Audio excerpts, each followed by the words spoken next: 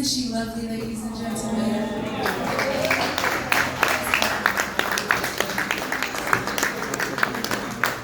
Now, we have had the pleasure this evening of listening to an incredible pianist.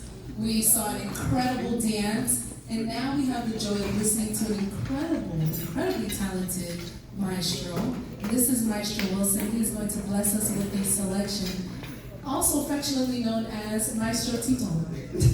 Without further ado, let's clap it up for the maestro.